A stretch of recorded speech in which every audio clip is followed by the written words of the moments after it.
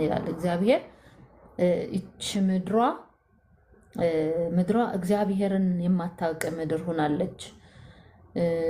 እግዚአብሔርን እውነትና ምሕረትን ያልተረዳች ምድር ሆናለች ነው የሚል። ምድሬ ሕዝቤ እውነትን ማወቅ አቅቶታል። የእግዚአብሔርን እውነት፣ የሰውን እውነት ሳይሆን የእግዚአብሔርን እውነት፣ የእግዚአብሔርን እውቀት፣ የእግዚአብሔርን ደግሞ ምሕረት ማወቅ ተስኗታል ይላል እግዚአብሔር።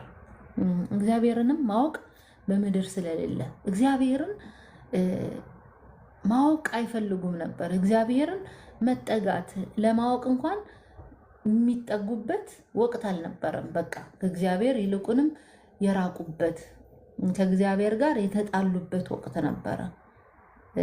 አባትና ልጅ መቀራረብ ሲችሉ አባትና ልጅ እየተራራቁ የሄዱበት